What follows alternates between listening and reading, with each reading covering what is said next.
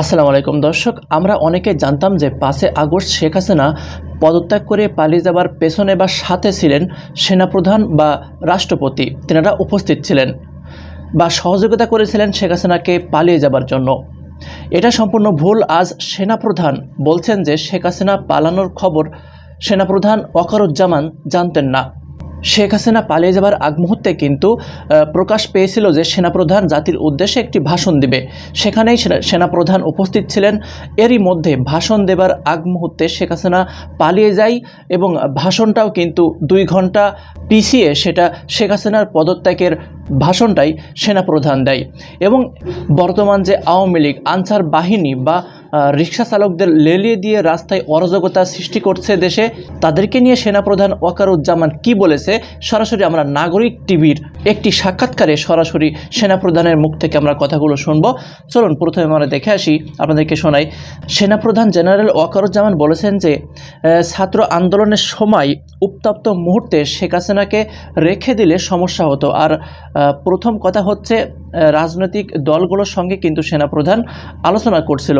তখন আমাকে কিছু ব্যক্তি বলেছেন যে উনি তো চলে যাচ্ছেন, শেখ হাসিনা উনি অলরেডি রানওয়েতে পৌঁছে গেছে। তো এটা আমি জানতাম না যে তিনি দেশ ছেড়ে চলে যাচ্ছেন। তারপর আমি মনে করি যে উনি দেশে থাকলে ওনার জীবনের ঝুঁকি হতে পারে। কেউ চাইবে না একজনের বিচার বহির্ভূত হত্যাকাণ্ড হোক।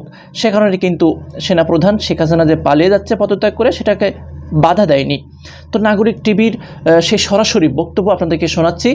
বর্তমান বাংলাদেশের যে পরিস্থিতি সেটা নিয়ে সেনাপ্রধান কি বলেছে জাতির উদ্দেশ্য করে সেটাও আমরা শুনব।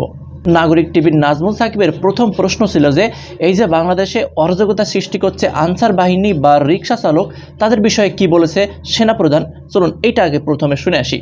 আর এই যে আনসারকে কেন্দ্র করে বা এই যে নানা রিক্সাওয়ালাদেরকে কেন্দ্র করে যে একটা অস্থিতিশীল অবস্থা যারা সৃষ্টি করার চেষ্টা করছে, এটাকে আপনি কিভাবে দেখছেন? এটাকে অবশ্যই আমরা কাউন্টার করছি। যেমন অনেক ধরনের হচ্ছিল, যেমন আরইবিতেও এরকম একটা সমস্যার সৃষ্টি হয়েছিল। আমরা বুঝিয়ে তাদেরকে ক্ষান্ত করেছি, তাদেরকে বুঝিয়েছি। তো অনেকেরই তো অনেক ধরনের লোকের সবার কষ্টের মধ্যেই আছে। তারপরে আমাদের ধৈর্য ধরে আস্তে আস্তে এগুলো সলভ করতে হবে।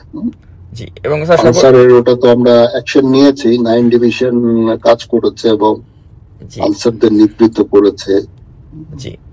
এরপর সেনাপ্রধানের কাছে দ্বিতীয় প্রশ্ন ছিল যে শেখ হাসিনাকে সেফ এক্সিট দেওয়া কি ঠিক ছিল নাকি তাকে দেশে রেখে বিচার করা উচিত ছিল। এমন প্রশ্নের জবাবে সেনাপ্রধান কি বলছে এটা আমরা একটু শুনি। আর স্যার আরেকটা বিষয় একটু জানতে চাচ্ছি যে কেউ বলছে যে শেখ হাসিনাকে কি সেফ এক্সিটটা দেওয়াটা কি ঠিক ছিল নাকি তাকে এখানে রেখে বিচার করাটা উচিত ছিল, এই প্রশ্ন কেউ তুলছে। তো আপনি এই বিষয়টাতে কি বলবেন? ওই সময় there was a heat of the moment। এটা বিচার হচ্ছে ওখানে যে ওনাকে রেখে দিলে, প্রথম কথা হচ্ছে যে আমি তো পলিটিক্যাল পার্টিগুলোর সাথে ডিসকাশন করছিলাম। তখন আমাকে somebody said যে উনি তো চলে যাচ্ছে, উনি is on the runway, he has taken off।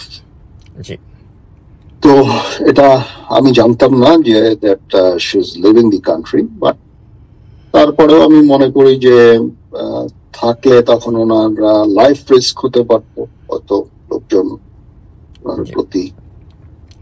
তো এই ইস্যুস গুলো আছে। এখন ডেফিনেটলি কেউ চাবে না যে একজনের এক্সট্রা জুডিশিয়াল কিলিং হোক বা সামনে এগুলো হোক, এটা তো ডেফিনেটলি কাম্য না।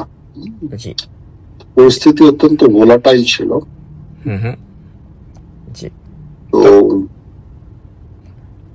তো এখন এই যে ছাত্র জনতা তারা তো একটা এক্সপেকটেশন করছে স্যার, যে আমরা চাচ্ছি যে এরকম একটা রেজিম যে ছিল 15.5 বছর, তার থেকে একটা উত্তরণ করে একটা সুন্দর সঠিক জায়গায় এই দেশটা চলুক। তো আপনিও কি এই ব্যাপারে আপনি কতটুকু আশাবাদী? হ্যাঁ, আমি আশাবাদী। সবাই একসাথে যদি কাজ করি তাহলে সংস্কার করা সম্ভব হবে এবং আমরা একটা সুন্দর গণতান্ত্রিক প্রক্রিয়া আমরা যেতে সম্ভব হবে ইনশাআল্লাহ। আমরা একসাথে কাজ করে যাচ্ছি, আমিও তাদের সাথে আছি, কাজ করছি, সবাইকে সরকারকে সাহায্য করছি। তো ইনশাআল্লাহ আমরা সেই লক্ষ্যে যেতে হবে, কারণ এটা হাফ ডান অবস্থায় তো রাখা যাবে না, আমাদেরকে যেতেই হবে, এটা ওই পথেই যেতে হবে। আচ্ছা, এখান থেকে ফেরত যাওয়ার আর কোনো অবকাশ নাই আমাদের। নাজমুল সাকিবের আরেকটি প্রশ্ন ছিল যে শেখ হাসিনার আরও অনেক দোসররা যে প্রশাসনের মধ্যে আছে তাদের বিষয়ে কি পদক্ষেপ নিচ্ছে সেনাপ্রধান, সেই প্রশ্নের উত্তরে সেনাপ্রধান কি বলছে আমরা এটি একটু দেখব। জিনিসটা হচ্ছে যে আমাদের একটু ধৈর্য ধরতে হবে। হ্যাঁ, জি জি 16 বছরের জঞ্জাল 16 দিনে মিটবে না, 16 মাসে যদি আমরা মেটাতে পারি সেটা অবশ্যই একটা বড় ভালো। অনেক সমস্যা হয়েছে, ব্যুরোক্রেসির মধ্যে সমস্যা, পুলিশের মধ্যে সমস্যা, সব দিকেই সমস্যা। তো এগুলোকে একটু সময় দিতে হবে, এই সরকারকে সময় দিতে হবে। দর্শক, আপনারা পুরো আলোচনাটি শুনতে পারলেন এবং সেনাপ্রধানের সাক্ষাৎকার বা একটি কল রেকর্ড কিন্তু আপনারা শুনতে পারলেন নাগরিক টিভি নাজমুল সাকিবের মাধ্যমে। তো এখানে আরও অনেক বিষয় কিন্তু আছে, তিনি আরও কি বলেছেন বর্তমান বাংলাদেশের এই পরিস্থিতি নিয়ে সেটা আপনাদেরকে একটু পড়ে শোনাই। ওয়াকারুজ্জামান বলেন যে অন্তর্বর্তী সরকারকে সেনাবাহিনী সহযোগিতা করছে, সবাইকে ধৈর্য ধরতে হবে, 16 বছরের জঞ্জাল 16 দিনে তো মিটবে না। অন্য এক প্রশ্নের জবাবে সেনাপ্রধান বলেন যে এখন সরকারি কর্মকর্তা কর্মচারী যে সরকার যখন থাকে তার সঙ্গে কাজ করে, এর অর্থ এই না যে সবাই স্বৈরাচারকে সহায়তা করেন। স্বৈরাচার হোক আর যাই হোক, দৈনন্দিন কাজ তো তাদের করে যেতে হবে, সেই কাজ তারা করছে, কিছু ভালো করছে, কিছু খারাপ করছে, কিন্তু এভাবে আতঙ্ক সৃষ্টি করা যাবে না।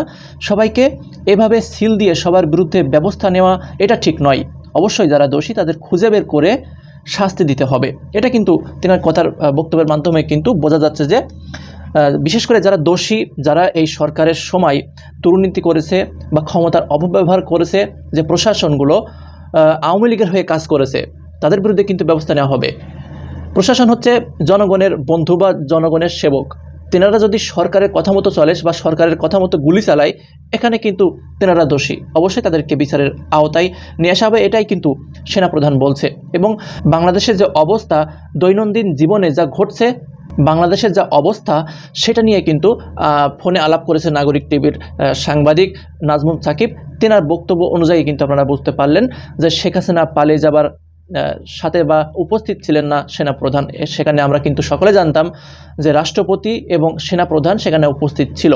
যেহেতু শেখ হাসিনা পদত্যাগের আগে সেনাপ্রধান জাতির উদ্দেশ্যে ভাষণ দিতে চেয়েছিল এবং সেই ভাষণটা পিছিয়ে কিন্তু 2 ঘন্টা পরে দেওয়া হয়, কারণ ভাষণ দেওয়ার সময় তিনি জানতে পারেন যে শেখ হাসিনা পদত্যাগ করে ইতিমধ্যে রানওয়েতে চলে গেছে, পালিয়ে যাচ্ছেন দেশ ছেড়ে।